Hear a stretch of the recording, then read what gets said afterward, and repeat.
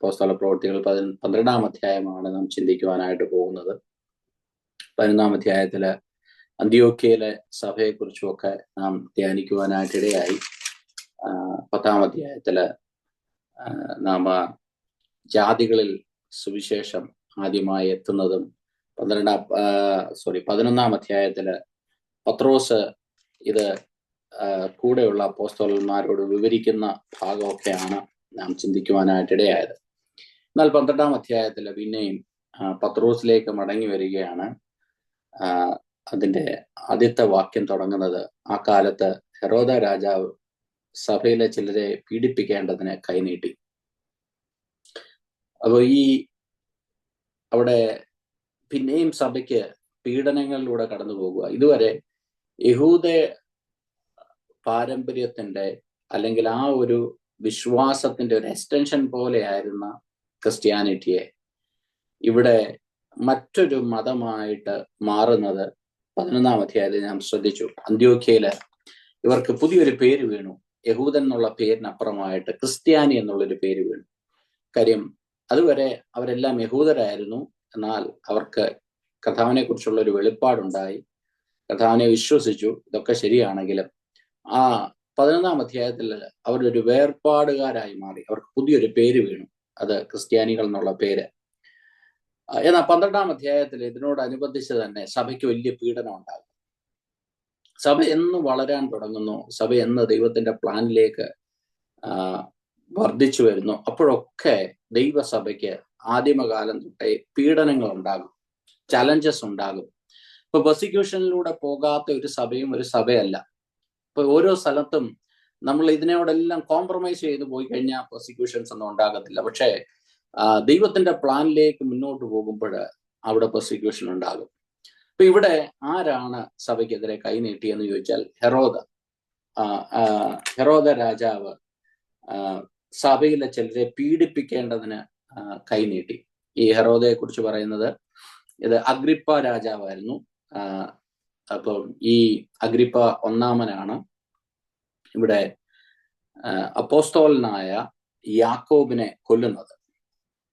അതിന്റെ 2-ാമത്തെ വാക്യം നാം ഇങ്ങനെ ചിന്തിക്കാം: യോഹന്നാന്റെ സഹോദരനായ യാക്കോബിനെ അവൻ വാൾ കൊണ്ട് കൊന്നു. അപ്പൊ ഈ യാക്കോബ് ആരായിരുന്നു എന്ന് ചോദിച്ചാൽ അപ്പോസ്തലന്മാരിൽ ഒരുവനായ യാക്കോബാണിത്. 12 പേരിൽ ഒരുവനായിരുന്നു. അതോടൊപ്പം തന്നെ ഇത് ഒരു ശിഷ്യന്മാരുടെ കൂട്ടത്തിൽ തന്നെ ഒരു കോർ സർക്കിളിൽ ഉണ്ടായിരുന്ന ഒരു വ്യക്തിയായിരുന്നു യാക്കോബ്. പത്രോസ്, യോഹന്നാൻ, യാക്കോബ് ഇവര് ചേർന്നിട്ടാണ് മറുരൂപമലയിലൊക്കെ കർത്താവിനോടുകൂടെ പ്രാർത്ഥിക്കുവാനായിട്ടും കർത്താവ് കൊണ്ടുപോകുന്ന ഒരു ക്ലോസ് സർക്കിളിലുള്ള ഒരു വ്യക്തിയാണ് യാക്കോബ്. അപ്പൊ ഈ യാക്കോബിനെ കൊല്ലുവാനായിട്ട് ഇടയായി. ഈ അഗ്രിപ്പ രാജാവിനെ കുറിച്ച് ചെറുതായിട്ടൊന്ന് വിവരിച്ച് നമുക്ക് മുന്നോട്ട് പോകാം. ഈ അഗ്രിപ്പ രാജാവിന്റെ പൊളിറ്റിക്കലായിട്ട് റോമ സാമ്രാജ്യത്തിൽ നിന്ന് തന്നെ യഹൂദ്യ ദേശങ്ങൾ ഭരിക്കുവാൻ വേണ്ടിയിട്ട് നിയമിച്ച ഒരു വ്യക്തിയാണ് അഗ്രിപ്പ രാജാവ്. അദ്ദേഹത്തിന് വലിയ പവർ ഒന്നും അവിടെ ഇല്ലായിരുന്നു എങ്കിൽ തന്നെയും യഹൂദന്മാരുടെ ഇടയിൽ ചില കാര്യങ്ങളൊക്കെ ചെയ്യുവാനുള്ള അധികാരം തനിക്കുണ്ടായിരുന്നു. അതുകൊണ്ട് തന്നെ തൻ്റെ ഭരണകാലത്ത് യഹൂദന്മാരുടെ പ്രീതി പിടിച്ചു പറ്റി അവിടെ തൻ്റെ രാജ്യമൊക്കെ ഉറപ്പിക്കണം, തൻ്റെ റെപ്യൂട്ടേഷനൊക്കെ വലുതാക്കണം എന്നുള്ള ഒരു വലിയ താല്പര്യം ഈ അഗ്രിപ്പ രാജാവിനുണ്ടായിരുന്നു, ഈ ഹെരോദ രാജാവിനുണ്ടായിരുന്നു. അതുകൊണ്ട് തന്നെ ഇവിടെ ക്രിസ്ത്യാനികൾ വർദ്ധിച്ചു വരുമ്പോൾ ക്രിസ്ത്യാനികളെ എങ്ങനെ പീഡിപ്പിച്ച് ഇത് തൻ്റെ ബെനിഫിറ്റിന് വേണ്ടിയിട്ടാക്കണം എന്നുള്ള ഒരു ചിന്തയോടുകൂടെയാണ് ഇവിടെ അപ്പോസ്തലനായ യാക്കോബിനെ കൊല്ലുന്നത്. ഹല്ലേലൂയ. ഇത് ഇന്നത്തെ കാലഘട്ടത്തിലും ഏതാണ്ടൊക്കെ ശരിയാണ്. പലപ്പോഴും പല നേതാക്കന്മാരും ഭരണകർത്താക്കളും ഈ ദൈവസഭയെ പീഡിപ്പിക്കുവാനായിട്ട് കരങ്ങളെ നീട്ടുന്നതിന്റെ ഒരു കാരണം അവർ വോട്ട് ബാങ്കിനെ കണ്ടിട്ടാണ്, അല്ലെങ്കിൽ അവിടുത്തെ സാമൂഹ്യ പശ്ചാത്തലം. ഇന്ത്യയിലെ സിറ്റുവേഷൻ നോക്കിക്കഴിഞ്ഞാൽ അവിടെ ഒരു മെജോറിറ്റി ആയ ഹിന്ദു വിഭാഗത്തെ സന്തോഷിപ്പിക്കാനായിട്ട് ക്രിസ്ത്യാനികളെ പീഡിപ്പിക്കുന്ന ഭരണകർത്താക്കന്മാരുണ്ട്. അപ്പൊ അതുപോലൊക്കെ തന്നെയാണ് ഇവിടെയും സംഭവിച്ചത്. ഇവിടെ തനിക്ക് അപ്പോസ്തലന്മാർ ഈ രാജാവിനെതിരായിട്ടൊന്നും ചെയ്തിട്ടില്ല.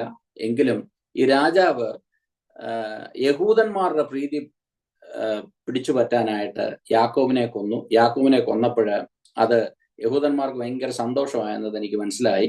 അതോടൊപ്പം തന്നെ അതുകൊണ്ട് തന്നെ താൻ എന്ത് ചെയ്തു? പത്രോസിനെയും പിടിച്ചു. നേതാക്കന്മാരെയാണ് ആദ്യം പിടിക്കാനായിട്ട് താൻ ശ്രമിച്ചത്. അങ്ങനെ പത്രോസിനെയും പിടിച്ച് കാരാഗ്രഹത്തിലിട്ടു. അപ്പോൾ കാരാഗ്രഹത്തിൽ ഇട്ട് കഴിഞ്ഞപ്പോൾ ഒരു കാര്യവും സംഭവിച്ചത്, അത് പുളിപ്പില്ലാത്ത അപ്പത്തിന്റെ പെരുന്നാളായിരുന്നു. അപ്പൊ ഈ പ്രശ്നം എന്ന് പറഞ്ഞാൽ ആ സമയത്ത് കോടതിയൊക്കെ അടവാണ്. ആ സമയത്ത് വിധിക്കാതെ അല്ലെങ്കിൽ ഈ കോടതിയിൽ ഹാജരാക്കാതെ തന്നെ ഒന്നും ചെയ്യാനായിട്ട് കഴിയത്തില്ല. അങ്ങനെ പത്രോസ് 2-3 ദിവസം പത്രോസ് തടവിലാണ്. അങ്ങനെ പത്രോസ് തടവിലായിരിക്കുന്ന സമയത്ത് 5-ാമത്തെ വാക്യം ഇന്ന് നാം ശ്രദ്ധിക്കുന്ന അല്ലെങ്കിൽ നാം ചിന്തിക്കുവാനായിട്ട് ആഗ്രഹിക്കുന്ന ഒരു വാക്യം 5-ാമത്തെ വാക്യമാണ്. ദൈവസഭ എന്തു ചെയ്തു? ശ്രദ്ധയോടെ അവന് വേണ്ടി ദൈവത്തോട് പ്രാർത്ഥന കഴിച്ചു പോന്നു. ദൈവസഭയുടെ പ്രാർത്ഥന. ഹല്ലേലൂയ. ഈ അപ്പോസ്തല പ്രവൃത്തിയിൽ 2 കാര്യങ്ങളാണ് സംഭവിക്കുന്നത്. ഹെരോദാവിന് എന്ത് സംഭവിച്ചു എന്നുള്ളത് ഇതിന്റെ അധ്യായത്തിന്റെ അവസാനത്തിൽ നാം കാണുന്നു. അതിന്റെ ആദ്യ ഭാഗത്തിൽ കാണുന്നത് പത്രോസിന്റെ ദൈവസഭ പ്രാർത്ഥിച്ചപ്പോൾ എന്ത് സംഭവിച്ചു. ഈ കാര്യമാണ്, 2 കാര്യങ്ങളാണ് ഈ അധ്യായത്തിലുള്ളത്. അപ്പൊ ദൈവസഭയുടെ ശ്രദ്ധയേറിയ പ്രാർത്ഥന അവിടെ ലൂക്കോസ് അപ്പോസ്തല പ്രവൃത്തി എഴുതിയപ്പോൾ അതിനകത്ത് എത്ര എംഫസൈസ് ചെയ്ത് എഴുതാനുള്ള കാരണം എന്താണെന്ന് ചോദിച്ചാൽ, ദൈവസഭയുടെ പ്രാർത്ഥനയ്ക്ക് ഒരു പവറുണ്ട്. ഹല്ലേലൂയ. നമുക്കത് ഇതിന്റെ തുടർന്ന് വായിച്ചു നോക്കുമ്പോൾ അറിയാം എത്രത്തോളം അവർക്ക് ആ വിഷയത്തിൽ വിശ്വാസം ഉണ്ടായിരുന്നെന്നൊക്കെ നമുക്ക് തുടർന്ന് വായിച്ചു നോക്കുമ്പോൾ അതിനകത്ത് അറിയാമെങ്കിലും അവര് ശ്രദ്ധയോടുകൂടെ പ്രാർത്ഥിച്ചത് പത്രോസിന്റെ ജീവിതത്തില് വിടുതലായി മാറി. അപ്പൊ അതിനകത്ത് വേറൊരു ചോദ്യം നമുക്ക് ചോദിക്കാം. ഈ പത്രോസിന് വേണ്ടിയിട്ട് ദൈവസഭ പ്രാർത്ഥിച്ചപ്പോൾ എന്തുകൊണ്ട് ഈ യാക്കോബിന് വേണ്ടിയിട്ട് പ്രാർത്ഥിച്ചില്ല എന്നുള്ളത്. യാക്കോബിന് വേണ്ടിയിട്ടും തീർച്ചയായിട്ടും പ്രാർത്ഥിച്ചിരുന്നിരിക്കാം. പക്ഷെ യാക്കോബിന് ഒരു വിടുതൽ നടക്കുന്നതായിട്ട് അവിടെ കാണുന്നില്ല. അപ്പൊ ഇതെല്ലാം ദൈവത്തിന്റെ പ്ലാനിനകത്തും പദ്ധതിക്കകത്തുമുള്ള കാര്യങ്ങളാണ്. ഇപ്പം ഒരാളുടെ ജീവിതത്തിൽ നടക്കുന്ന വിടുതൽ വേറൊരാളുടെ ജീവിതത്തിൽ നടക്കണമെന്നില്ല. എന്നാലും ദൈവത്തിന് ആ അപ്പോസ്തലനെ കുറിച്ചുള്ള പദ്ധതികൾ, പ്ലാനുകൾ പൂർത്തീകരിച്ചു. തനിക്ക് ഈ ലോകത്തിലെ വാസമൊക്കെ കഴിഞ്ഞ് കർത്താവിനോടുകൂടെ ചേരുവാനായിട്ടുള്ള ഒരു അവസരം ലഭിച്ചു. അത്രയേ യാക്കോബിന്റെ ജീവിതത്തിൽ നമുക്ക് ചിന്തിക്കാനായിട്ടുള്ളൂ. എന്നാൽ പത്രോസിന്റെ ജീവിതത്തില് ദൈവത്തിന് തന്നെ കുറിച്ച് പിന്നെയും പദ്ധതികളും പ്ലാനുകളും ഉള്ളത് കൊണ്ട് ദൈവസഭ ശ്രദ്ധയോടുകൂടെ പ്രാർത്ഥിച്ചപ്പോൾ തന്റെ ജീവിതത്തിൽ വലിയ വിടുതല് അവിടെ വിടുതല് സംഭവിക്കുന്നത് നമുക്ക് കാണാം. അതിന്റെ 12-ാമത്തെ വാക്യം അത് ഒന്ന് വായിച്ചു. അത് കണ്ടിന്യൂസ് ആയിട്ടൊന്ന് വായിച്ചു. 4 തൊട്ടുള്ള വാക്യങ്ങൾ വായിച്ചാണ് പോകാം. അവനെ പിടിച്ച ശേഷം പെസഹ കഴിഞ്ഞിട്ട് ജനത്തിന് മുമ്പിൽ നിർത്തുവാൻ ഭാവിച്ച് തടവിലാക്കി അവനെ കാപ്പാൻ 4 ചേവകരുള്ള 4 കൂട്ടത്തിനെ ഏൽപ്പിച്ചു. ഇങ്ങനെ പത്രോസിനെ തടവിൽ സൂക്ഷിച്ചു വരുമ്പോൾ സഭ ശ്രദ്ധയോടെ അവന് വേണ്ടി ദൈവത്തോട് പ്രാർത്ഥന കഴിച്ചു പോന്നു. ഹെരോദാവ് അവനെ ജനത്തിന്റെ മുമ്പിൽ നിർത്തുവാൻ ഭാവിച്ചതിന്റെ തലേ രാത്രിയിൽ പത്രോസ് 2 ചങ്ങലയാൽ ബന്ധിക്കപ്പെട്ടവനായി 2 പടയാളികളുടെ നടുവിൽ ഉറങ്ങിയായിരുന്നു. വാതിലിന്റെ മുമ്പിൽ കാവൽക്കാർ കാരാഗ്രഹം കാത്തുകൊണ്ടിരുന്നു. പെട്ടെന്ന് കർത്താവിന്റെ ദൂതൻ അവിടെ പ്രത്യക്ഷനായി അറയിൽ ഒരു വെളിച്ചം പ്രകാശിച്ചു. ഞാൻ ആലോചിക്കുകയായിരുന്നു, ഈ പത്രോസ് സാധാരണക്കാരനായ ഒരു മനുഷ്യൻ, തന്നെ പിടിക്കാനായിട്ട് എത്ര പേര് അവിടെ നിൽക്കുന്നതെന്ന് അറിയാമോ? തന്നെ ബന്ധിച്ച് അവിടെ നിൽക്കുന്ന 4x4 16 സോൾജിയേഴ്സ് ആണ് തന്നെ കവർ ചെയ്ത് നിൽക്കുന്നത്. ഹല്ലേലൂയ. അപ്പൊ ഈ പിശാചിന് ഭയങ്കര ഭയമാണ്. ഈ ദൈവസഭയെ പിശാചിന് ഭയങ്കര പേടിയാണ്. ഈ അപ്പോസ്തലനായ പത്രോസ് മാനുഷികമായിട്ട് ഫിസിക്കലായിട്ട് നോക്കിയാൽ പുള്ളി വളരെ വീക്കാണെങ്കിലും ഇദ്ദേഹത്തിനെ ഒരു കാരണവശാലും രക്ഷപ്പെടല്ലെന്ന് വിചാരിച്ച് നിൽക്കുന്ന ഒരു കൂട്ടം. ഹല്ലേലൂയ. അത് എത്ര പേരാന്ന് വെച്ച് കഴിഞ്ഞാൽ 16 പേര് ചേർന്നിട്ടാണ് തന്നെ പിടിച്ചവിടെ നിർത്തിയിരിക്കുന്നത്. ഈ കാലഘട്ടത്തിലും പലപ്പോഴും ഈ ദൈവസഭയ്ക്ക് വരുന്ന ചലഞ്ചസ് ഒക്കെ ചെറിയ, നമ്മൾ വിചാരിക്കും നമ്മൾ ശക്തരല്ലെന്ന്, എന്നാൽ ദൈവസഭയുടെ ശക്തി ദൈവസഭയിലുള്ളവരെക്കാൾ കൂടുതൽ തിരിച്ചറിയാവുന്നത് അതിന് വെളിയിലുള്ളവർക്കാണ്. ഹല്ലേലൂയ. അതുകൊണ്ട് ഒരു കാരണവശാലും പത്രോസ് രക്ഷപ്പെടല് എന്നുള്ള ഒരു ചിന്തയോടുകൂടെയാണ് 16 പേരാണ് പത്രോസിനെ കാരാഗ്രഹത്തിൽ സൂക്ഷിക്കുവാനായിട്ട് നിൽക്കുന്നത്. എന്നാൽ ഇവരൊക്കെ നിന്നാലും അവിടെ ദൈവത്തിന്റെ പ്രവൃത്തിക്ക് ആർക്കും തടയുവാനായിട്ട് കഴിയത്തില്ല. അതിന്റെ 7-ാമത്തെ വാക്യം തൊട്ട് വായിച്ചു. കർത്താവിന്റെ ദൂതൻ അവിടെ പ്രത്യക്ഷനായി അറയിൽ ഒരു വെളിച്ചം പ്രകാശിച്ചു. അവൻ പത്രോസിനെ വിലാപ്പുറത്ത് തട്ടി വേഗം എഴുന്നേൽക്ക എന്ന് പറഞ്ഞ് അവനെ ഉണർത്തി. ഉടനെ അവന്റെ ചങ്ങല കൈമേൽ നിന്ന് വീണുപോയി. ഹല്ലേലൂയ. അവിടെ ദൂതൻ പ്രത്യക്ഷപ്പെടുന്നു, അവന്റെ ചങ്ങല കൈമേൽ നിന്ന് വീണു പോകുന്നു. വായിച്ചു. ദൂതൻ അവനോട് അര കെട്ടി ചെരുപ്പിട്ട് മുറുക്കുക എന്ന് പറഞ്ഞു. അവൻ അങ്ങനെ ചെയ്തു. നിന്റെ വസ്ത്രം പുതച്ച് എന്റെ പിന്നാലെ വരിക എന്ന് പറഞ്ഞു. അവൻ പിന്നാലെ ചെന്നു. ദൂതൻ മുഖാന്തരം സംഭവിച്ചത് വാസ്തവമെന്ന് അറിയാതെ താൻ ഒരു ദർശനം കാണുന്നുവെന്ന് നിരൂപിച്ചു. അവർ 1-ാം കാവലും 2-ാമത്തേതും കടന്ന പട്ടണത്തിൽ ചെല്ലുന്ന ഇരുമ്പുവാതിൽക്കൽ എത്തി. അത് അവർക്ക് സ്വതവേ തുറന്നു. അവർ പുറത്തിറങ്ങി ഒരു തെരുവ് കടന്നു. ഉടനെ ദൂതൻ അവനെ വിട്ടുപോയി. പത്രോസിന് സുബോധം വന്നിട്ട് കർത്താവ് തന്റെ ദൂതനെ അയച്ച് ഹെരോദാവിന്റെ കയ്യിൽ നിന്നും യഹൂദ ജനത്തിന്റെ സകല പ്രതീക്ഷയിൽ നിന്നും എന്നെ വിടുവിച്ചു എന്ന് ഞാൻ ഇപ്പോൾ വാസ്തവമായി അറിയുന്നു എന്ന് അവൻ പറഞ്ഞു. Price the Lord. ഹല്ലേലൂയ. പത്രോസിന് അതുവരെ പത്രോസ് ഉറക്കത്തിലായിരുന്നു. നേരത്തെ അവിടെ പറഞ്ഞതുപോലെ പത്രോസ് സുഖമായിട്ട് ഉറങ്ങുമായിരുന്നു. അതൊരു സ്റ്റേജാ. ദൈവത്തിലുള്ള അത്രയ്ക്ക് ട്രസ്റ്റ് ഉള്ള ഒരു വ്യക്തിക്ക് മാത്രമേ ആ ഒരു സ്റ്റേജില് വളരെ സുഖമായിട്ട് ഉറങ്ങാൻ പറ്റത്തുള്ളൂ. നേരത്തെ പറഞ്ഞതുപോലെ 3 പേരില് പത്രോസ്, യോഹന്നാൻ, യാക്കോബില് 3 പേരിൽ ഒരുവനെ ഹെരോദാവ് കൊന്നു. രണ്ടാമത് താൻ ജയിലിരിക്കുന്നു. 100% തനിക്ക് ഉറപ്പിക്കാം താൻ അവിടെ തീരുമെന്നുള്ളത്. എന്നാല് അതുവരെ ഇവിടെ കാരാഗ്രഹത്തിൽ നിന്ന് ദൂതൻ ഇറങ്ങി വിടുവിച്ച കാര്യങ്ങളൊന്നും പത്രോസിന്റെ അകത്തില്ല. പത്രോസിന് അങ്ങനെയുള്ളൊരു പ്രതീക്ഷയുമില്ല. പക്ഷെ പത്രോസിന്റെ ഹൃദയത്തിനകത്ത് വലിയ ആശ്വാസം ഉണ്ടായിരുന്നിട്ടായിരിക്കണമല്ലോ തനിക്ക് ആ കാരാഗ്രഹത്തിൽ ഉറങ്ങുവാനായിട്ട് കഴിഞ്ഞത്. ഹല്ലേലൂയ. അങ്ങനെ ഉറങ്ങുന്ന പത്രോസിന് ഈ എനിക്ക് തോന്നുന്നു സ്പിരിച്വാലിറ്റിയുടെ ഒക്കെ ഒരു മെച്ചോ സ്റ്റേജില് നമ്മളൊക്കെ ആയിരുന്നെങ്കിൽ പറഞ്ഞ കർത്താവേ, ഇനി ഒരുപാട് ദൂതുകൾ ഇനിയും തീരാനുണ്ട്, അതുകൊണ്ട് എന്റെ ആയുസിനെ ഒന്ന് എക്സ്റ്റെൻഡ് ചെയ്യണമേ. പത്രോസിന് അങ്ങനെയുള്ള ഒരു കൺസേണും ഇല്ലായിരുന്നു. കർത്താവിന് താല്പര്യമുണ്ടെങ്കിൽ നിൽക്കട്ടെ, അല്ലെങ്കിൽ ഞാൻ അങ്ങ് നിത്യതയിൽ ചേരാനായിട്ട് പത്രോസ് റെഡിയായിരുന്നു. എന്നാൽ ദൂതൻ ഇറങ്ങി തന്റെ ചങ്ങലകളെല്ലാം പൊട്ടിച്ചു. അപ്പം അതിനകത്ത് 11-ാമത്തെ വാക്യത്തിൽ ഇങ്ങനെ ഇരിക്കുന്ന പത്രോസിന് സുബോധം വന്നിട്ട്. ഈ സുബോധം വന്ന ഒരു വ്യക്തിയെ കുറിച്ച് നമ്മൾ സുവിശേഷത്തിലൊക്കെ എഴുതിയിട്ട് ഒന്ന് വായിക്കുന്നത് നമുക്കറിയാം. നമ്മളെല്ലാം പറയുന്ന ദൂർത്തനായ പുത്രൻ അല്ലെ മുടിയനായ പുത്രനെ കുറിച്ച്, അവരെ കുറിച്ച് പറയുന്ന അവന് സുബോധം വന്നിട്ട് പന്നികൾക്ക് തന്റെ ഫുഡ് ലഭിക്കാതെ താൻ പന്നികളുടെ ആഹാരത്തിന് വേണ്ടിയിട്ട് അടി വെച്ചപ്പോഴാണ് തനിക്ക് സുബോധം വന്നത്. എന്നാൽ പത്രോസ് ഈ ഉറക്കത്തിനകത്തിരുന്ന വ്യക്തിക്ക് ഇതെല്ലാം കഴിഞ്ഞ് തന്നെ ആ കാവലുകളെല്ലാം തുറന്ന് ദൂതൻ തന്നെ വെളിയിൽ കൊണ്ടുവന്നപ്പോഴ് പത്രോസിന് സുബോധം വന്നിട്ട് താൻ പറഞ്ഞൊരു കാര്യമുണ്ട്. എന്താണ് പറഞ്ഞതെന്ന് ചോദിച്ചാല്, ഹെരോദാവിന്റെ കയ്യിൽ നിന്നും യഹൂദ ജനത്തിന്റെ സകല പ്രതീക്ഷയിൽ നിന്നും എന്നെ വിടുവിച്ചു എന്ന് ഞാനിപ്പോൾ വാസ്തവമായും അറിയുന്നു. അപ്പൊ ദൈവസഭയ്ക്ക്, ദൈവമക്കൾക്ക് വിരോധമായി ലോകത്തിനൊരു പ്രതീക്ഷയുണ്ട്. ദുഷ്ട സൈന്യത്തിന് ഇതിന് വിരോധമായിട്ടൊരു പ്രതീക്ഷയുണ്ട്. അത് നിന്നെ തീർക്കണമെന്നുള്ള ഒരു പ്രതീക്ഷയാ. ഇത് മുന്നോട്ട് പോകല്ലെന്നുള്ള ഒരു പ്രതീക്ഷയാ. പക്ഷെ ദൈവത്തിന് നമ്മളെ കുറിച്ചുള്ളൊരു പ്രതീക്ഷയുണ്ട്. ആ പ്രതീക്ഷയെ നടക്കത്തുള്ളൂ. ഹല്ലേലൂയ. എത്രയോ രാജ്യങ്ങൾ, എത്രയോ ദേശങ്ങൾ, എത്രയോ ഭരണാധികാരികൾ, എത്രയോ തത്വജ്ഞാനികളൊക്കെ അവരുടെ പ്രതീക്ഷകളൊക്കെ ഈ വേദപുസ്തകം അല്ലെങ്കിൽ ഈ സുവിശേഷം നിലനിൽക്കത്തില്ല എന്നുള്ളതായിരുന്നു. ഇതെല്ലാം ഒരു രാത്രി കൊണ്ട് തീരും, ഇതെല്ലാം ഒരു കുറച്ച് മാസങ്ങൾ കൊണ്ട് തീരും, വർഷങ്ങൾ കൊണ്ട് തീരും എന്നൊക്കെ അനേകര് പറഞ്ഞെങ്കിലും, അനേകര് പ്രവചിച്ചെങ്കിലും, അനേകര് വെല്ലുവിളിച്ചെങ്കിലും അവരുടെ പ്രതീക്ഷകളെയൊക്കെ മാറ്റുന്ന ഒരു ദൈവം. ഹല്ലേലൂയ. ഇന്ന് നമ്മളെയൊക്കെ ദൈവം നിർത്തിയിരിക്കുന്നത് കർത്താവിന് നമുക്കൊരു പ്രതീക്ഷ ഉണ്ടായതുകൊണ്ട്.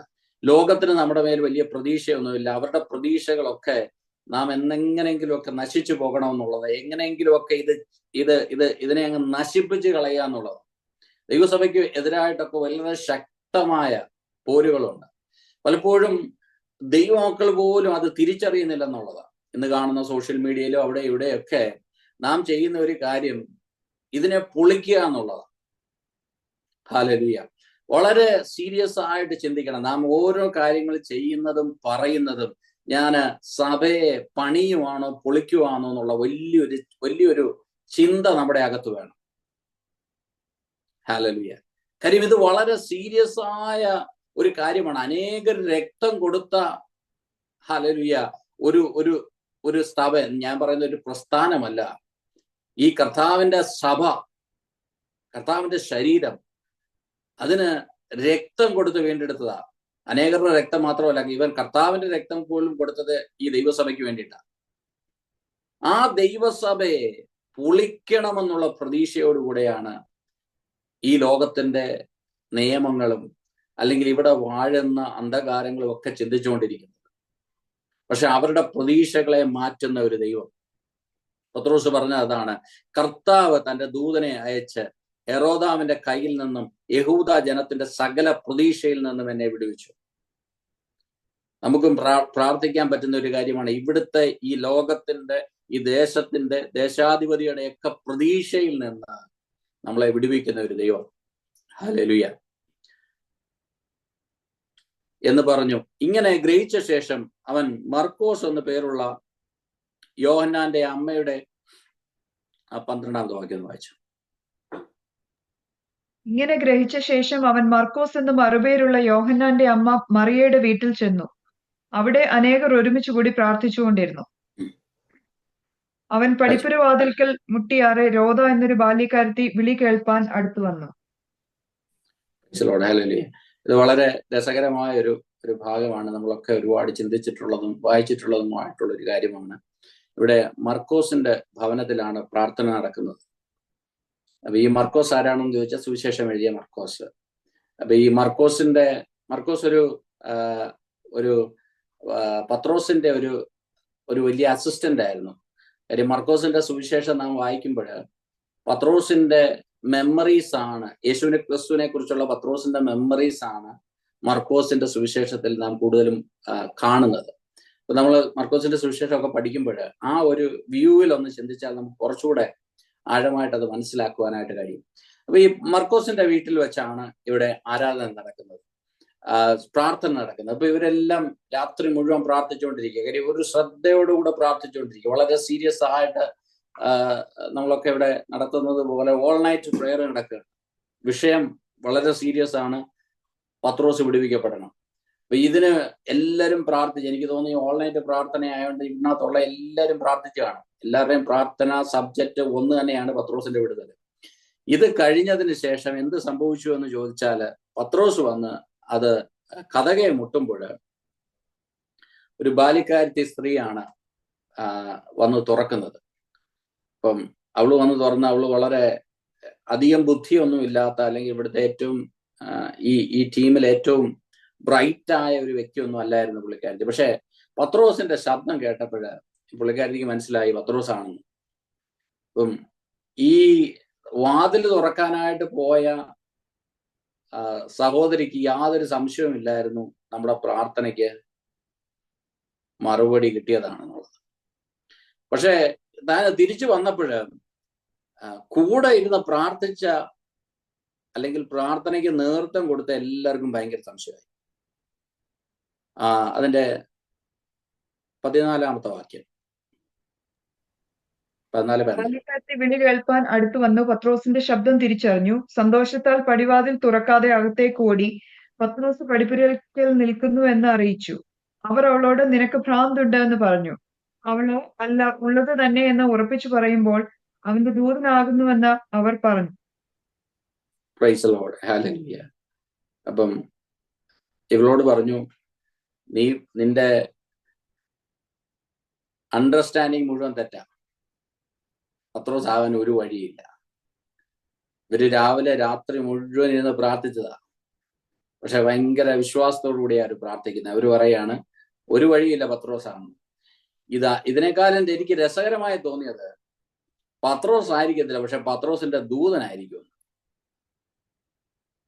അതെവിടുന്ന് കിട്ടിയെന്ന് എനിക്കൊരു പിടിയും കിട്ടുന്നില്ല. ഈ ദൂതൻ പത്രോസിനെ കാരാഗ്രഹത്തിൽ നിന്ന് വിടുവിച്ച് കൊണ്ടുവരാനാണെങ്കിൽ അതല്ലേ കുറച്ചുകൂടി എളുപ്പം. അല്ലാതെ പത്രോസിന്റെ ദൂതൻ വന്ന് കഥവ് മുട്ടുന്നതിനേക്കാളും എളുപ്പമാണല്ലോ പത്രോസ് വന്ന് മുട്ടുന്നത്.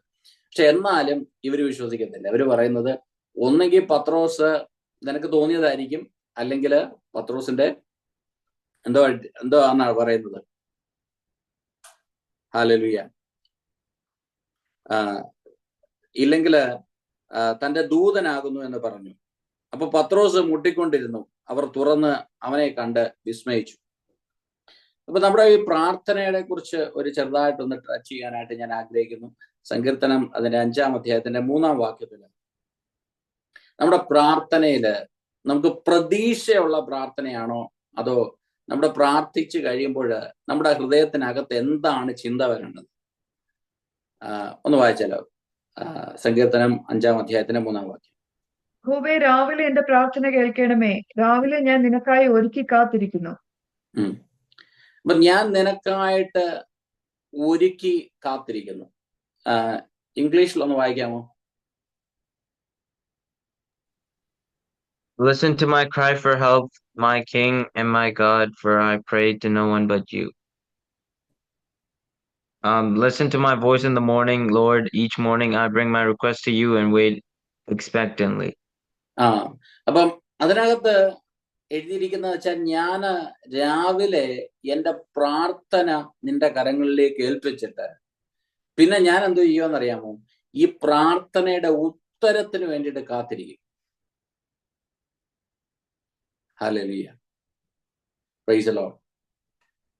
അപ്പൊ അല്ലാതെ ഞാൻ പ്രാർത്ഥിച്ചിട്ട് ഒരൊറ്റ പോക്ക് പോവുകയല്ല ചെയ്യുന്നത്. ഞാൻ രാവിലെ പ്രാർത്ഥിച്ച കാര്യത്തിന് ഒരു ഉത്തരം വരുന്നോ എന്ന് ഞാൻ ഇങ്ങനെ ചിന്തിച്ചിരിക്കും. Price the Lord. നമ്മുടെ ഈ മാസത്തെ കഴിഞ്ഞ ഉപവാസ പ്രാർത്ഥനയിൽ നാം അനേക വിഷയങ്ങൾ ദൈവസന്നിധിയിൽ വെച്ചു. അടുത്ത ഉപവാസ പ്രാർത്ഥനയാകുമ്പോൾ നമ്മളൊന്ന് ചിന്തിക്കണം, എത്ര വിഷയത്തിന് ഉത്തരം ലഭിച്ചു. അപ്പൊ നമ്മുടെ വിശ്വാസം വർദ്ധിക്കും. ഹല്ലേലൂയ. ചില കാര്യങ്ങളെ കുറിച്ചൊക്കെ നമ്മൾ വളരെ സ്പെസിഫിക് ആയിട്ട് പ്രാർത്ഥിച്ചാൽ, ഞാനിങ്ങനെ ഓരോ കാര്യങ്ങളും ഇങ്ങനെ ചിന്തിച്ചുകൊണ്ടിരിക്കുക. ഓരോ ആഴ്ചയാകുമ്പോഴും ഞാനിങ്ങനെ ചിന്തിക്കുക, അടുത്ത ഉപവാസ പ്രാർത്ഥന നടക്കുന്നതിന് മുമ്പ് ഇന്ന വിഷയങ്ങൾക്ക് നമുക്ക് പ്രാർത്ഥിച്ചതിനൊരു വിടുതല് ലഭിച്ചോ ഇല്ലയോ എന്ന് ഞാനിങ്ങനെ ചിന്തിച്ചുകൊണ്ടിരിക്കുകയായിരുന്നു. ഈ മാസത്തെ ഒരുപാട് വിടുതലുകൾ നാം കാണുവാനായിട്ടിടയായി. Praise God.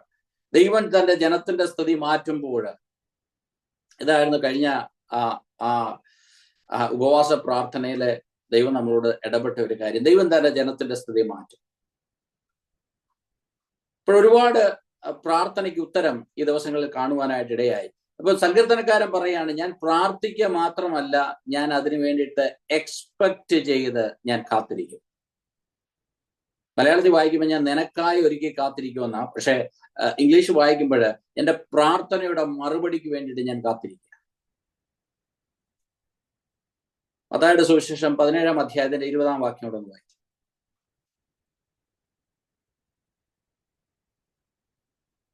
Matthew chapter 17 verse 20. അവൻ അവരോട്, നിങ്ങളുടെ അല്പവിശ്വാസം നിമിത്തം അത്രേ.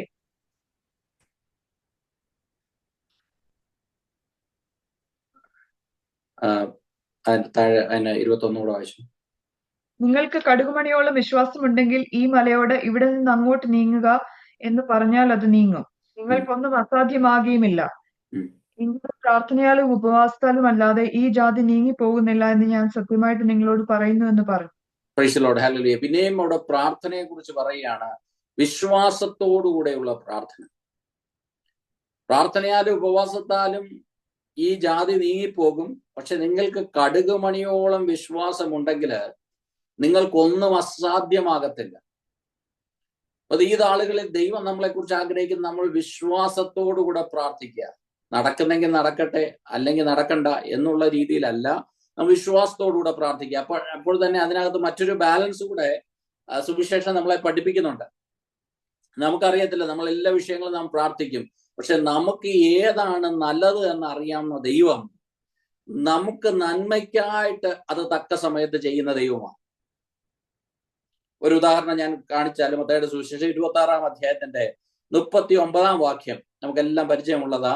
യേശുക്രിസ്തുവിന്റെ പ്രാർത്ഥന തൻ പിതാവിനോട് ചോദിക്കുന്ന ഒരു കാര്യമാണ്. ഒന്ന് വായിക്കാം.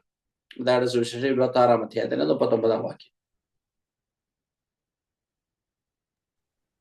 അവൻ പിന്നെ അല്പം മുന്നോട്ട് ചെന്ന് കവിണ്ണു വീണു, പിതാവേ, കഴിയുമെങ്കിൽ ഈ പാനപാത്രം എങ്കിൽ നിന്ന് നീങ്ങിപ്പോകണമേ, എങ്കിലും ഞാൻ ഇച്ഛിക്കും പോലെയല്ല, നീ ഇച്ഛിക്കും പോലെ ആകട്ടെ എന്ന് പ്രാർത്ഥിച്ചു. പ്രൈസ് ദി ലോർഡ്, ഹല്ലേലൂയ. അവിടെ പറയുന്നു, ഇഫ് ഇറ്റ് ഈസ് പോസിബിൾ, ദൈവമേ കഴിയുമെങ്കിൽ.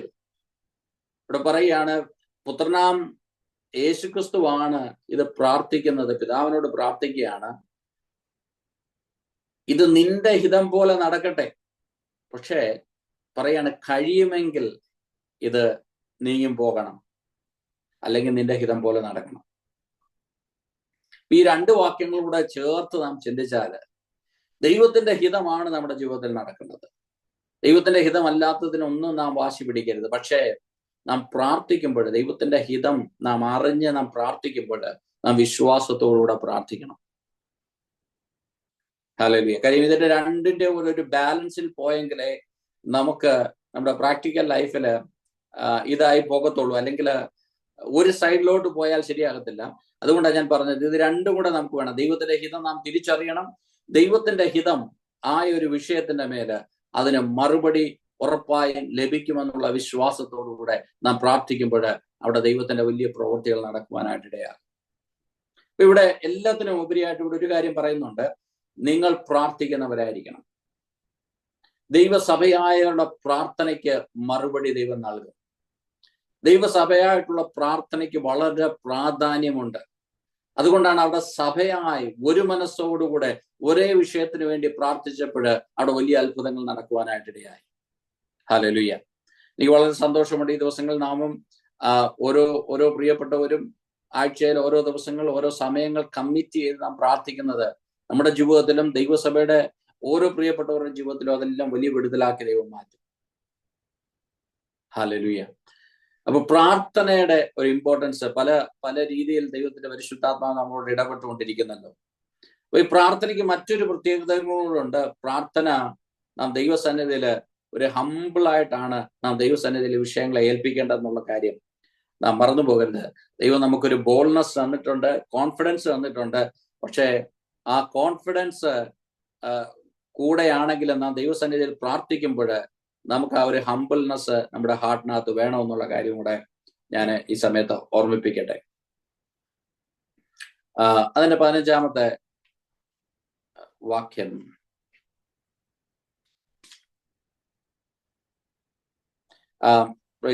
അതിന്റെ 17-ാമത്തെ വാക്യം.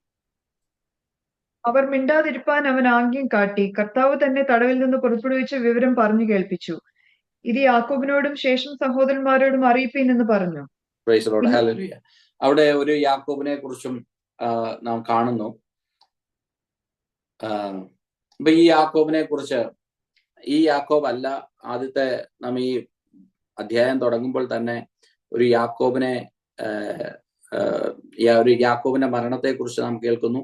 എന്നാൽ ഇവിടെ പറയുന്ന യാക്കോബ് അത് യേശുക്രിസ്തുവിന്റെ ബ്രദറാണ്. യോസഫിനും മറിയയ്ക്കും ഉണ്ടായ മകനാണ് യാക്കോബ്. അത് നാം തുടർന്നുള്ള തന്റെ പുസ്തകങ്ങളിലൂടെ ഒക്കെ നമുക്ക് അത് മനസ്സിലാക്കുവാനായിട്ട് കഴിയും. ആ യാക്കോബാണ് അവിടെ ഉണ്ടായിരുന്നത്.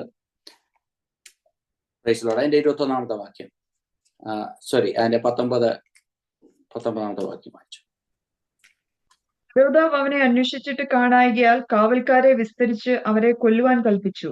പിന്നെ അവൻ യഹൂദ്യ വിട്ട് കൈസരിയയിലേക്ക് പോയി അവിടെ പാർത്തു. അവിടെ ഈ അന്നത്തെ നിയമം അനുസരിച്ച്, റോമാ സാമ്രാജ്യത്തിന്റെ നിയമം അനുസരിച്ച്, ഒരു കുറ്റവാളി ഒരു പടയാളികളുടെ കയ്യിൽ നിന്ന് രക്ഷപ്പെട്ടാൽ ആ കുറ്റവാളിക്ക് പകരം ആ പടയാളിയാണ് തന്നെ നോക്കുവാനായിട്ട് ഏൽപ്പിച്ചിരുന്ന വ്യക്തിയാണ് ആ ശിക്ഷ ഏറ്റെടുക്കേണ്ടത്. തന്നെ കൊല്ലുന്ന ഒരു നിയമം അവിടെ ഉണ്ടായിരുന്നു. അതാണ് 19-ാമത്തെ വാക്യത്തിൽ നാം കാണുന്നത്. ഹെരോദാവ് കാവൽക്കാരനെ കൊല്ലുവാനായിട്ട് ഏൽപ്പിച്ചു. എന്നാൽ 20ാമത്തെ വാക്യം, അവൻ സോര്യരുടെയും സീദോന്യരുടെയും നേരെ ക്രുദ്ധിച്ചിരിക്കുമ്പോൾ രാജാവിന്റെ ദേശത്ത് നിന്ന് തങ്ങളുടെ ദേശത്തിന് ആഹാരം കിട്ടിവരികയാൽ അവർ ഏക മനസ്സോടെ അവന്റെ അടുക്കൽ ചെന്നു രാജാവിന്റെ പള്ളിയറക്കാരനായ ബ്ലസ്തോസിനെ വശത്താക്കി സന്ധിക്കായി അപേക്ഷിച്ചു. നിശ്ചയിച്ച ദിവസത്തിൽ ഹെരോദാവ് രാജവസ്ത്രം ധരിച്ച് ഭദ്രാസനത്തിൽ ഇരുന്ന് അവരോട് പ്രസംഗം കഴിച്ചു. ഇത് മനുഷ്യന്റെ ശബ്ദമല്ല, ഒരു ദേവന്റെ ശബ്ദമത്രയെന്ന് ജനം ആർത്തു. അവൻ ദൈവത്തിന് മഹത്വം കൊടുക്കായികയാൽ കർത്താവിന്റെ ദൂതൻ ഉടനെ അവനെ അടിച്ചു. അവൻ കൃമിക്കിരയായി പ്രാണനെ വിട്ടു. ഈ അഗ്രിപ്പ രാജാവിനെ കുറിച്ച് പറയുന്നുണ്ട്. അദ്ദേഹത്തിനോട് ദൈവത്തിന്റെ ഇടപെടല് അപ്പൊ എന്തുകൊണ്ട് തന്റെ ജീവിതത്തിൽ ഇത് സംഭവിച്ചു എന്ന് ചോദിച്ചാൽ അനേക കാരണങ്ങൾ നമുക്ക് പറയാനുണ്ടെങ്കിലും ഇവിടെ നമുക്ക് മനസ്സിലാക്കാൻ പറ്റുന്ന അല്ലെങ്കിൽ നമുക്ക് പഠിക്കാൻ പറ്റുന്ന ഒരു കാരണം തന്റെ ജീവിതത്തിലെ അഹങ്കാരമായിരുന്നു, നിഗളം ജീവിതത്തിൽ ഒരുപാട് നമ്മെ നശിപ്പിക്കുവാനായിട്ട് ഇടയാകുന്ന ഒരു കാര്യമാണ്. ഈ രാജാവിന്റെ ഇതിന്റെ ഒരു ബാക്ക്ഗ്രൗണ്ട് പഠിച്ചാൽ ഇവിടെ ഒരു 3 ദിവസം റോമ സാമ്രാജ്യത്തിലെ ഭരണാധികാരികളുടെ അവരുടെ ആരോഗ്യത്തിന് വേണ്ടിയിട്ട് കൂടിയ ഒരു വലിയ ഫംഗ്ഷൻ. ഇവിടെ വലിയ ഫംഗ്ഷനില് ഈ അഗ്രിപ്പ രാജാവ് അവിടെ ഈ സിൽവർ കൊണ്ടുള്ള വസ്ത്രമൊക്കെ ധരിച്ച് ഇവരോട് ജനത്തിനോട് സംസാരിക്കുവാനായിട്ട് നിന്നു. ഈ സിൽവർ കൊണ്ടുള്ള വസ്ത്രത്തിന്റെ ഒരു പ്രത്യേകത, അത് ഇങ്ങനെ വെട്ടമൊക്കെ അടിക്കുമ്പോൾ ഇതിങ്ങനെ പ്രകാശിതമാകും. അങ്ങനെ ഭയങ്കര ഫാൻസി ആയിട്ടുള്ള ഡ്രസ്സൊക്കെ ഇട്ട് താൻ ഇങ്ങനെ വന്ന് നിൽക്കുമ്പോൾ പകലിലെ സൂര്യന്റെ പ്രകാശത്തില് തന്റെ വസ്ത്രമൊക്കെ ഇങ്ങനെ എല്ലാവരുടെയും അകത്ത് ഭയങ്കര ലൈറ്റൊക്കെ അടിച്ച് അങ്ങനെ ഭയങ്കര ഒരു അപ്പിയറൻസിൽ താൻ ഇങ്ങനെ നിന്ന് സംസാരിക്കുമ്പോൾ കേൾക്കുന്ന ജനത്തിനെല്ലാം ഭയങ്കര സന്തോഷം ഉണ്ടായി. അവരൊക്കെ അങ്ങോട്ട് പുകഴ്ത്തി പറയാനായിട്ട് തുടങ്ങി. എന്താ പറഞ്ഞിരിക്കുന്നത്? ഇത് മനുഷ്യരുടെ സ്വരമായിട്ടല്ല, ദൈവത്തിന്റെ ശബ്ദമായിട്ട് ഞങ്ങൾക്ക് കേൾക്കുവാനായിട്ട് ഇടയായിരുന്നു. പക്ഷെ അത് ദൈവത്തിന് ഒട്ടും താല്പര്യമുള്ള ഒരു കാര്യമല്ല. ഈ കാലഘട്ടത്തിലും നമ്മുടെ സഭകളിലൊക്കെ നാം ശ്രദ്ധിക്കേണ്ട ഒരു കാര്യമാണ്. നമ്മൾ മറ്റുള്ളവരെ എൻകറേജ് ചെയ്യുന്നത് നല്ലതാണ്, എങ്കിലും അത് വളരെ കെയർഫുൾ ആയിട്ട് ആ കാര്യങ്ങൾ ചെയ്യുവാനായിട്ട് ഇടയാകട്ടെ. നമ്മുടെ ഇടയിലൊക്കെ ഇങ്ങനെ ഒരുപാടങ്ങ് പുകഴ്ത്തുന്നതും ഒരുപാടങ്ങ് ഷുഗർ കോട്ട് ചെയ്യുന്നതും ഒക്കെ ഒരു ഹെൽത്തി ആയിട്ടുള്ള ഒരു കാര്യമല്ല എന്നുള്ള കാര്യം ഞാൻ ഓർമ്മിപ്പിക്കട്ടെ. കാര്യം മനുഷ്യരുടെ ഇടയിൽ നിഗളം ഉണ്ടായാൽ ദൈവം ഒരിക്കലും അതിനെ വെച്ചുകൊണ്ടിരിക്കത്തില്ല. ഇവിടെ രാജാവ് ഇതെല്ലാം കൂടെ കേട്ട് കഴിഞ്ഞപ്പോൾ രാജാവ് ചെയ്ത ഏക കുറ്റം എന്ന് പറഞ്ഞാൽ, ഈ ഒരു ഭാഗത്ത് ഏക കുറ്റം എന്ന് പറഞ്ഞാൽ ഈ ജനത്തെ താൻ ശാസിച്ചില്ല എന്നുള്ളത്. അതാണ് തന്റെ ഏറ്റവും വലിയ കുറ്റമായിട്ടിവിടെ പറയുന്നത്. ഞാൻ ജനത്തെ ശാസിച്ചില്ല. താൻ ഇതൊക്കെ കേട്ട് കഴിഞ്ഞപ്പോൾ തനിക്ക് തന്നെ തോന്നി, ആഹാ ഞാൻ കൊള്ളാമല്ലോ, ഞാൻ നല്ല എൻ്റെ വാക്കൊക്കെ കേട്ടപ്പോൾ ഇവർക്ക് ദൈവമായിട്ട് തോന്നി. ഞാൻ നേരത്തെ പറഞ്ഞതുപോലെ ഈ രാജാവ് തന്റെ 3ാമത്തെ വർഷമാണ് തന്റെ രാജ്യത്തിൽ താൻ ഈ സ്ഥാനമേറ്റതിന് ശേഷം തന്റെ 3ാമത്തെ വർഷമാണ് ഈ പരിപാടി നടക്കുന്നത്. താനൊക്കെ അപ്പോൾ മറ്റുള്ളവരിൽ നിന്ന് പ്രീതിയൊക്കെ ലഭിക്കേണ്ട ആവശ്യമുണ്ട്. മറ്റുള്ളവരുടെ അക്സെപ്റ്റൻസ് എനിക്ക് വളരെ താല്പര്യമുള്ള ഒരു വിഷയമാണ്. അപ്പൊ ഇതൊക്കെ ഇങ്ങനെ വളരെ എക്സ്പെക്ട് ചെയ്ത് തന്നെ ഇരിക്കുകയാണ്. അങ്ങനെ നിൽക്കുമ്പോഴാണ് ജനം എല്ലാം കൂടെ പറയാണ്, നിങ്ങൾ രാജാവല്ല, നിങ്ങൾ അതിലും വലിയ ആളാണ്, നിങ്ങൾ ആരാണ്? നിങ്ങൾ ദൈവമാണ്. ഇത് കേട്ടപ്പോഴത്തേക്ക് രാജാവിനും ഭയങ്കര സന്തോഷമായി. ആഹാ, ഞാൻ ദൈവമാണല്ലോ എന്ന് സംഭവിച്ചപ്പോൾ എന്ത് സംഭവിച്ചു? ഹല്ലേലൂയ, ദൈവം അവനെ അടിച്ച് അവൻ കൃമിക്ക് ഇരയാകുവാനായിട്ടിടയായി. ജോസഫസ് എന്ന് പറയുന്ന ഒരു ഹിസ്റ്റോറിയൻ തന്നെ കുറിച്ച് എഴുതിയിരിക്കുന്നത്, രാജാവിന് ഭയങ്കര വയറുവേദനയായിട്ട് താൻ അവിടെ വീഴുകയും അതിനുശേഷം 5 ദിവസം താൻ ആ വേദനയിൽ കിടന്ന് താൻ മരിച്ചു എന്നാണ് ഒരു ഹിസ്റ്റോറിയൻ എഴുതിയിരിക്കുന്ന ഒരു പുസ്തകത്തിൽ നിന്ന് മനസ്സിലാക്കുവാനായിട്ട് കഴിഞ്ഞത്. അപ്പൊ ഇതാണ് ആ ഹെറോദ രാജാവിന് സംഭവിച്ചത്. താൻ അവിടെ കൊല്ലപ്പെടുവാനായിട്ട് ഇടയായി. ഒറ്റ കാര്യമാണ്, ദൈവത്തിന് കിട്ടേണ്ട പ്രശംസ താൻ എടുക്കുവാനായിട്ട് ഇടയായി. 1 യോഹന്നാൻ അതിന്റെ 2-ാം അധ്യായത്തിന്റെ 16-ാം വാക്യം 3 കാര്യങ്ങളെ കുറിച്ച് നാം അവിടെ വായിക്കുന്നു. 1 യോഹന്നാൻ അതിന്റെ 2-ാം അധ്യായത്തിന്റെ 16-ാം വാക്യത്തിൽ. ജഡമോഹം, കൺമോഹം, ജീവനത്തിന്റെ പ്രതാപം, ഇങ്ങനെ ലോകത്തിലുള്ളതെല്ലാം പിതാവിൽ നിന്നല്ല, ലോകത്തിൽ നിന്നത്രേ ആകുന്നു. ഹല്ലേലൂയ. അപ്പൊ തന്റെ ലൈഫിൽ ഉണ്ടായ ഏറ്റവും വലിയ സീരിയസ് ആയ ഒരു വിഷയം പ്രൈഡ് ഓഫ് ലൈഫ് ആയിരുന്നു. പലപ്പോഴും നാം ഇതിനെക്കുറിച്ചൊന്നും അധികം ചിന്തിക്കാറില്ല. ഈ പ്രാവശ്യം ഉപവാസ പ്രാർത്ഥനയിലൊക്കെ ആയിരിക്കുമ്പോൾ ഈ ഒരു വിഷയത്തെക്കുറിച്ചൊക്കെ നാം നന്നേ തന്നെ ഒന്ന് മനസ്സിലാക്കുന്നത് നല്ലതാണ്. നമ്മുടെ ജീവിതത്തിലെ ഉയർച്ചകളും നമ്മുടെ ജീവിതത്തിലെ ജയങ്ങളും കഴിഞ്ഞ കാലത്തെ നമ്മുടെ വലിയ അച്ചീവ്മെന്റ്സും ഒക്കെ പലപ്പോഴും നാം അറിയാതെ കൊണ്ടെത്തിക്കുന്ന ഒരു സാഹചര്യമാണ് പ്രൈഡ് ഓഫ് ലൈഫ്. ഹല്ലേലൂയ.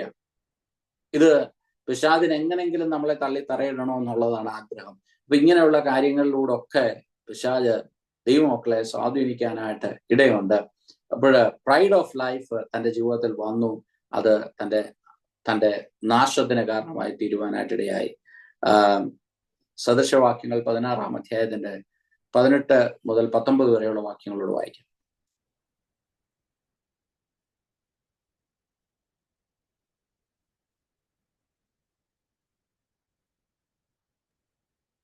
നാശത്തിന് മുമ്പേ ഗർവം, വീഴ്ചയ്ക്ക് മുമ്പേ ഉന്നതഭാവം, ഗർഭികളോടുകൂടി കവർച്ച പങ്കിടുന്നതിനേക്കാൾ താഴ്മയുള്ളവരോടുകൂടി താഴ്മയുള്ളവനായിരിക്കുന്നതും നല്ലത്. വീഴ്ചയ്ക്ക് മുൻപേ ഉന്നതഭാവം. ഹല്ലേലൂയ. വളരെ സീരിയസ് ആയ ഒരു ചിന്തയാണ്. പലപ്പോഴും നാം മറന്നു പോകുന്ന ഒരു വിഷയമാണ്. കാര്യം നമ്മുടെ ജീവിതത്തിലെ ഈ സക്സസ്സുകളൊക്കെ നമ്മളെ ആ ഉന്നത ഭാവത്തിലേക്ക് കൊണ്ടെത്തിക്കുവാനായിട്ട് ഇടയാകും. നമ്മൾ എത്രത്തോളം ഹംബിൾ ആകണമെന്നുള്ളൊരു കാര്യം, ദൈവമക്കളായ നാം എത്രത്തോളം ഹംബിൾ ആകണമെന്നുള്ളൊരു കാര്യം വളരെ സീരിയസ് ആയിട്ട് ദൈവവചനം നമ്മളെ പഠിപ്പിക്കുന്നു. അതിന് ഒരു ഉത്തമ ഉദാഹരണമാണ് യെശയ്യാ പ്രവാചകൻ പറയുന്നത് പോലെ, അരുണോദയ പുത്രനായ ശുക്ര, നീ വെട്ടേറ്റ് താഴെ വീണത് എന്ത്? യെശയ്യാ പ്രവാചനം അതിന്റെ 14-ാം അധ്യായത്തിന്റെ 12 മുതൽ 14 വരെയുള്ള വാക്യങ്ങളും, യെഹെസ്കേലിന്റെ പുസ്തകം 28-ാം അധ്യായത്തിന്റെ 12 മുതൽ 17 വരെയുള്ള വാക്യങ്ങളും രണ്ടും ഒന്ന് വായിക്കുക. യെശയ്യാ പ്രവാചകന്റെ പുസ്തകം 14 മുതൽ 12 മുതൽ 14 വരെയുള്ള വാക്യങ്ങൾ.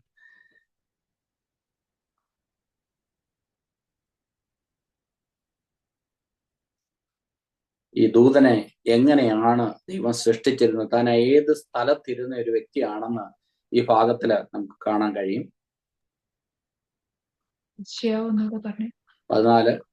12 മുതൽ 14 വരെയുള്ള വാക്യം. അരുണോദയ പുത്രനായ ശുക്ര, നീ എങ്ങനെ ആകാശത്തു നിന്ന് വീണു? ജാതികളെ താഴ്ത്തി കളഞ്ഞവനെ, നീ എങ്ങനെ വെട്ടേറ്റ് നിലത്തു വീണു? ഞാൻ സ്വർഗത്തിൽ കയറും, എന്റെ സിംഹാസനം ദൈവത്തിന്റെ നക്ഷത്രങ്ങൾക്ക് മീതെ വെക്കും. ഉത്തരദിക്കിന്റെ അതിർത്തിയിൽ സമാഗമ പർവ്വതത്തിന്മേൽ ഞാൻ ഇരുന്നരുളും. ഞാൻ മഹോന്നതങ്ങൾക്ക് മീതെ കയറും, ഞാൻ അത്യുന്നതനോട് സമനാകും എന്നല്ലോ നീ ഹൃദയത്തിൽ പറഞ്ഞത്. ഹൃദയത്തിൽ പറഞ്ഞതാണ് അരുണോദയപുത്രനായ ഹല്ലേലൂയ ആ ആരാധന, അല്ലെങ്കിൽ അത്രയും മനോഹരമായി ദൈവം ഉണ്ടാക്കിയ ഒരു കെരൂബിന്റെ വീഴ്ചയ്ക്ക് ഹല്ലേലൂയ കാരണമായി തീർന്നത്. താൻ വെളിയിൽ പോലും പറഞ്ഞില്ല, താൻ വേറെ ആരോടും പറഞ്ഞില്ല, തന്റെ ഹൃദയത്തിൽ പറഞ്ഞത്. ദൈവത്തിന്റെ ഹൃദയങ്ങളെ അറിയാവുന്ന ദൈവം നമ്മുടെ നിലവുകളെയും നമ്മുടെ ചിന്തകളെയും നിരൂപണങ്ങളെയൊക്കെ നന്നായിട്ട് അറിയാവുന്ന ദൈവത്തിന് നാം ഹൃദയത്തിൽ പറയുന്നത് പോലും ദൈവത്തിന് കേൾക്കുവാനായിട്ട് കഴിയും. അത് ഗ്രഹിച്ച് ഇവിടെ കാണുന്നു, തന്റെ ആ സ്ഥാനം തനിക്ക് നഷ്ടപ്പെടുവാനായിട്ട് ഇടയായി. യെഹെസ്കേൽ പ്രവചനത്തില് ഇതാരാണെന്നും തന്നെ ഏത് സ്ഥാനത്തായിരുന്നു ദൈവം ആക്കി വെച്ചിരുന്നതെന്നും ഒക്കെ വളരെ ഡീറ്റെയിൽ ആയിട്ട് വിവരിച്ചിരിക്കുന്നു. അതിനും കൂടെ ഒന്ന് വായിക്കുക. 28-ാം അധ്യായത്തിന്റെ 12 മുതൽ 17 വരെയുള്ള വാക്യം. യെഹെസ്കേൽ പ്രവാചകന്റെ പുസ്തകം. മനുഷ്യപുത്ര, നീ സോർ രാജാവിനെക്കുറിച്ച് ഒരു വിലാപം തുടങ്ങി അവനോട് പറയേണ്ടത്, യഹോവയായ കർത്താവ് ഇപ്രകാരം അരുളി ചെയ്യുന്നു, നീ മാതൃകാ മുദ്രയാകുന്നു. നീ ജ്ഞാനസമ്പൂർണനും സൗന്ദര്യ സമ്പൂർണനും തന്നെ. നീ ദൈവത്തിന്റെ തോട്ടമായ ഏദനിലായിരുന്നു. താമ്രമണി, പീതരത്നം, വജ്രം, പുഷ്പരാഗം, ഗോമേതകം, സൂര്യകാന്തം, നീലക്കല്ല്, മാണിക്യം, മരതകം മുതലായ സകല രത്നങ്ങളും നിന്നെ മൂടിയിരുന്നു. നിന്നെ തീർത്ത നാളിൽ നിന്നിലുള്ള തടങ്ങളുടെയും പണി പൊന്നുകൊണ്ടുള്ളതായിരുന്നു. നീ ചിറക് വിടർപ്പ് മറയ്ക്കുന്ന കെരൂബാകുന്നു. ഞാൻ നിന്നെ വിശുദ്ധ ദൈവ പർവ്വതത്തിൽ ഇരുത്തിയിരിക്കുന്നു. നീ അഗ്നിമയ രഥങ്ങളുടെ മധ്യേ സഞ്ചരിച്ചു പോന്നു. നിന്നെ സൃഷ്ടിച്ച നാൾ മുതൽ നിങ്ങൾ നീതിയേട് കണ്ടതുവരെ നീ നടപ്പിൽ നിഷ്കളങ്കനായിരുന്നു. നിന്റെ Praise the Lord. വ്യാപാര Yeah. നിന്റെ വ്യാപാരത്തിന്റെ പെരുപ്പം നിമിത്തം നിന്റെ അന്തർഭാഗം സാഹസം കൊണ്ട് നിറഞ്ഞു നീ പാപം ചെയ്തു. Praise the Lord. അതുകൊണ്ട് ഞാൻ Hallelujah. നിന്നെ മതി. Hallelujah. ഒന്ന് രണ്ട് കാര്യങ്ങൾ ശ്രദ്ധിക്കണമേ. അവിടെ പറയുന്നു, നിന്റെ അന്തർഭാഗം സാഹസം കൊണ്ട് നിറഞ്ഞു നീ പാപം ചെയ്തു. അവിടെ പ്രവാചകൻ പറയാണ്, നിന്റെ അകത്ത് ഈ നിഗളം വരുന്നിടം വരെ നീ നിഷ്കളങ്കനായിരുന്നു. എന്നാൽ ഈ ഒരു നിഗളം നിന്നെ പൂർണ്ണമായിട്ടും തകർത്ത് കളയുവാനായിട്ട് ഇടയായി. ഹല്ലേലൂയ. Price the Lord. ഞാൻ എന്തിനാ ഇത്രയും ഡീറ്റെയിൽ ആയിട്ട് ഇത്രയും വാക്യങ്ങളൊക്കെ എടുത്ത് പറഞ്ഞെന്ന് ചോദിച്ചാൽ, ഇത് നമുക്ക് ആർക്കും കേൾക്കാൻ ഇഷ്ടമില്ലാത്ത ഒരു കാര്യമാണ്, നമ്മളിൽ നിഗളമുണ്ടെന്നുള്ള കാര്യം. അതിനെ ഡീൽ ചെയ്യാന്ന് പറഞ്ഞാൽ ഇച്ചിരി പെയിൻഫുൾ ആയിട്ടുള്ള ഒരു കാര്യം കൂടാണ്. എന്നാലും ദൈവത്തിന് ഇത്രയും ഉന്നതിയിലിരുന്ന, ഇത്രയും ഇൻവെസ്റ്റ് ചെയ്ത ഒരു കെരൂബിനെ കുറിച്ച് പറയുന്നു. അവനെ എത്ര മനോഹരമായിട്ടാണ് ദൈവം ഉണ്ടാക്കിയിരുന്നെന്നുള്ളത്. അവനിൽ എന്തുമാത്രം പണികൾ ഉണ്ടായിരുന്നു. ഓരോ രത്നങ്ങളെ കുറിച്ചും ഒക്കെ അവരെ വിവരിച്ച് പറയുന്നത് എന്തിനാണെന്ന് ചോദിച്ചാൽ, അത്രയ്ക്ക് വാല്യുബിൾ ആയിട്ടായിരുന്നു അവനെ ഉണ്ടാക്കിയിരുന്നത്. എന്നാൽ അവൻ വെട്ടേറ്റ് താഴെ വീഴുവാനായിട്ടിടയായി. അവനെ സ്ഥാനത്തിൽ നിന്ന് നീക്കുവാനായിട്ടിടയായി. ഒറ്റ കാര്യം കൊണ്ടാണ് അവന്റെ അകത്ത്, ഹല്ലേലൂയ, എന്ത് സംഭവിച്ചു? അവന്റെ അകത്ത് നിഗളമുണ്ടായി. യാക്കോബിന്റെ പുസ്തകത്തില് 4-ാം അധ്യായത്തിന്റെ 10-ാം വാക്യം ഇങ്ങനെ എഴുതിയിരിക്കുന്നു, humble yourself before God, he will exalt you. Hallelujah. ദൈവം നമ്മളെ കുറിച്ച് ആഗ്രഹിക്കുന്നത് നാം ദൈവസന്നിധിയിൽ താഴ്മയുള്ളവരായി. പക്ഷെ ഈ ലോകത്തിൽ ഈ താഴ്മയുള്ളവരെ ഒന്നും മറ്റുള്ളവരൊന്നും കൺസിഡർ ചെയ്യത്തില്ലായിരിക്കും, ലോകം കൺസിഡർ ചെയ്യത്തില്ലായിരിക്കും, പക്ഷെ ദൈവം കൺസിഡർ ചെയ്യും. ഒരുപാട് സ്മാർട്ടായിട്ടുള്ള ആൾക്കാരെയൊക്കെയാണ് ലോകത്തിൽ ഏറ്റവും കൂടുതൽ സ്ഥാനങ്ങളും മാനങ്ങളും ഒക്കെ ലഭിക്കുന്നതെങ്കിലും നിന്റെ താഴ്മ, നിന്റെ വിനയം, ഇതിനെയൊക്കെ ആദരിക്കുന്ന, മാനിക്കുന്ന ഒരു ദൈവമാണ് നമ്മുടെ ദൈവം. ഹല്ലേലൂയ. ഈ മോർമോൺസിനെ കുറിച്ചൊക്കെ നമുക്ക് കഴിഞ്ഞ ദിവസങ്ങളിൽ ചിന്തിക്കുവാനായിട്ടിടയായി. മോർമോൺസിന് അവരുടെ ഒരു ടീച്ചിങ് വളരെ പ്രൊമനന്റ് ആയിട്ടുള്ള ടീച്ചിങ് ആണ്. അവര് ചർച്ചിലൊക്കെ, if you remain good standing in church, നിങ്ങൾ ഒരിക്കല് ദൈവമായിട്ട് മാറുമെന്നുള്ളത്. അത് എന്തൊരു ദൈവമാണെന്ന് ചോദിച്ചാൽ, ഓരോ പ്ലാനറ്റിന്റെയും ദൈവങ്ങളായിട്ട് നിങ്ങൾ മാറുമെന്നുള്ളത്. ഒരുപാട് കാര്യങ്ങളിലൊക്കെ ക്രിസ്ത്യാനിറ്റിയോട് സിമിലാരിറ്റി ഉള്ള ടീച്ചിങ്സുകളൊക്കെയാണ് അവർക്കുള്ളത്. പക്ഷെ ഈ പറയുന്ന ഒരു കാര്യം,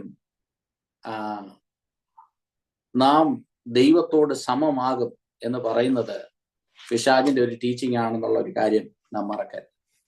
ദൈവത്തിന് നമ്മളെക്കുറിച്ചുള്ള ആഗ്രഹം, ദൈവത്തിന് നമ്മളെക്കുറിച്ചുള്ള പദ്ധതി എന്താണെന്നുള്ളത് വളരെ വ്യക്തമായിട്ട് നാം ഈ അധ്യായങ്ങളിൽ നിന്നൊക്കെ നാം പഠിക്കുവാനായിട്ട് ഇടയായല്ലോ. അപ്പോസ്തല പ്രവൃത്തികളിൽ തന്നെ മടങ്ങി വന്നാൽ, ഈ 12-ാം അധ്യായത്തിന്റെ അവസാനം 23-ാമത്തെ വാക്യം, അവൻ ദൈവത്തിന് മഹത്വം കൊടുക്കായികയാൽ കർത്താവിന്റെ ദൂതൻ ഉടനെ അവനെ അടിച്ചു, അവൻ കൃമിക്കിരയായി പ്രാണനെ വിട്ടു. Price the Lord. ഹല്ലേലൂയ. അപ്പൊ ദൈവം നമ്മളെ കുറിച്ച് ആഗ്രഹിക്കുന്ന ഒരു കാര്യം, നാം ദൈവത്തിന് മഹത്വം കൊടുക്കുന്നവരായിരിക്കണം. ദൈവത്തിന് മഹത്വം കൊടുക്കുക എന്ന് പറയുമ്പോൾ നാം പലപ്പോഴും ചിന്തിക്കുന്നത് ഈ ആരാധനയുടെ കാര്യം. നമ്മൾ പാട്ടുകൾ പാടുന്നു, അവിടെ സ്തോത്രം ചെയ്യുന്നു, സ്തുതിക്കുന്നു. അതിലെല്ലാം ഉപരിയായിട്ട് നമ്മുടെ ജീവിതം കൊണ്ട് നാം ദൈവത്തിന് മഹത്വം കൊടുക്കുവാനായിട്ട് കഴിയും. ഒരു ചോദ്യം നമ്മോട് തന്നെ ചോദിക്കണം, എൻ്റെ ലൈഫ് കൊണ്ട് ഞാൻ ദൈവത്തിന് മഹത്വം കൊടുക്കുന്ന വ്യക്തിയാണോ അല്ലയോ എന്നുള്ളത്. എത്രയും നേരം അന്യഭാഷയിൽ ആരാധിക്കുന്നു എന്നുള്ളതോ, അല്ലെങ്കിൽ എത്രയും നേരം ഞാൻ പാട്ടുകൾ പാടുന്നു എന്നുള്ളതോ ഒന്നും അല്ല. ദൈവത്തിന് ആരാധന അല്ലെങ്കിൽ ദൈവത്തിന് മഹത്വം എന്ന് പറഞ്ഞാൽ നമ്മളിലൂടെ ദൈവം മഹത്വപ്പെടുവാനായിട്ട് ആഗ്രഹിക്കുന്നു. നിങ്ങളുടെ ഫലം കണ്ട് പിതാവ് മഹത്വപ്പെടുമെന്ന് സുവിശേഷങ്ങളിൽ, യോഹന്നാന്റെ സുവിശേഷത്തിൽ നാം വായിക്കുന്നു. അപ്പൊ നമ്മൾ ഫലമുള്ളവരായി തീരേണ്ടതിന് വേണ്ടി ദൈവം ആഗ്രഹിക്കുന്നു. ഇതിന്റെ എല്ലാ അധ്യായങ്ങളുടെ അവസാനം വളരെ പ്രത്യാശയിലാണ് ഈ അപ്പോസ്തല പ്രവൃത്തികൾ അവസാനിക്കുന്നത്. 24-ാം അധ്യായത്തില് അതിന്റെ 24 വാക്യം. എന്നാൽ ദൈവവചനം മേൽക്കുമേൽ പരന്നുകൊണ്ടിരുന്നു. 25. ബർന്നബാസും ശൗലും ശുശ്രൂഷ നിവർത്തിച്ച ശേഷം മർക്കോസ് എന്ന മറുപേരുള്ള യോഹന്നാനെയും കൂട്ടിക്കൊണ്ട് യെരുശലേം വിട്ട് മടങ്ങിപ്പോന്നു. പ്രൈസ് ദി ലോർഡ്, ഹല്ലേലൂയ. അവിടെ ശുശ്രൂഷ വർദ്ധിച്ചുകൊണ്ടിരുന്നു. അവിടെ ദൈവവചനം മേൽക്കുമേൽ പരന്നുകൊണ്ടിരുന്നു. ഹല്ലേലൂയ.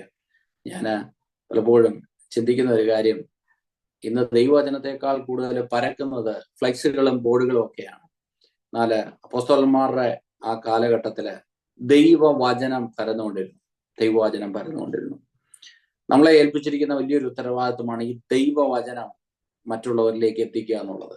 ദൈവവചനം മറ്റുള്ളവരോട് സംസാരിക്കുക എന്നുള്ളത്. ദൈവവചനം അത് വചനമായിട്ട് അത് കൃത്യതയുള്ള ദൈവവചനമായിട്ട് അനേകരിലേക്ക് എത്തുവാനായിട്ട് ദൈവം ഈ ദിവസങ്ങളിൽ ഇടയാകട്ടെ. തുടർന്ന് 13-ാം അധ്യായം തൊട്ട് പൗലോസിന്റെ മിഷണറി യാത്രയാണ്. മിഷണറി യാത്രകൾ എടുക്കുന്നത് സാജൻ പാസ്റ്റർ ആയിരിക്കും. സാജൻ പാസ്റ്ററിന്റെ മാസ്റ്റർ പീസ് ആണ് മിഷണറി യാത്ര എന്നാണ് ഞാൻ കേട്ടത്. തുടർന്നുള്ള അധ്യായങ്ങളിലൊക്കെ ദൈവത്തിന്റെ പ്രവൃത്തികളെ കുറിച്ചും അപ്പോസ്തലനായ പൗലോസിലൂടെ ദൈവം ചെയ്ത അതിശക്തമായ ആ പ്രവൃത്തികളെ കുറിച്ച്, പരിശുദ്ധാത്മാവിന്റെ പ്രവൃത്തികളെ കുറിച്ച് നമുക്ക് പഠിക്കുവാനായിട്ട് ഇടയാകട്ടെ. ഞാൻ കഴിഞ്ഞ ദിവസങ്ങളിലൊക്കെ പറഞ്ഞതുപോലെ അപ്പോസ്തല പ്രവൃത്തികൾ 1-ാം അധ്യായത്തിന്റെ 8-ാം വാക്യത്തില് പറയുന്നതാണ്. ഇതിന്റെ ഒരു എന്താ പറയുക, സമ്മറി എന്ന് വേണമെങ്കിൽ പറയാം. ആദ്യം യെരുശലേമിലും, പിന്നെ യഹൂദിയയിലും, ശമരിയയിലും, പിന്നെ ഭൂമിയുടെ അറ്റത്തോളം. ഇവിടെ യഹൂദിയയിലും ശമരിയയിലും യെരുശലേമിലും, യഹൂദിയയിലും, ശമരിയയിലും സുവിശേഷം എത്തിയത് നാം ഇത്രയും അധ്യായങ്ങളിലൂടെ ചിന്തിക്കുവാനായിട്ട് ഇടയായി. അപ്പോസ്തലനായ പൗലോസിലൂടെ, പത്രോസിലൂടെ ആരംഭിച്ച ജാതികൾക്ക് എത്തിയ സുവിശേഷം പൗലോസിലൂടെ അതിന്റെ ഒരു നിവൃത്തിയിലേക്ക് നടത്തുന്നതാണ് തുടർന്നുള്ള അധ്യായങ്ങളിൽ നാം ചിന്തിക്കുവാനായിട്ട് പോകുന്നത്. വളരെ പ്രാർത്ഥനകളുടെ ആയിരിക്കാം ഈ ദിവസങ്ങളിൽ അപ്പോസ്തല പ്രവൃത്തികളെ കുറിച്ചുള്ള ഈ പഠനം നടക്കുമ്പോൾ തന്നെ വലിയ ദൈവപ്രവൃത്തികൾ നമ്മൾ ഓരോരുത്തരിലൂടെ ദൈവം ചെയ്തെടുക്കേണ്ടതിന് വേണ്ടിയിട്ട് നമുക്ക് പ്രാർത്ഥിക്കാം. ഈ തിരുവചനം നമുക്ക് വിശ്വസിക്കാം.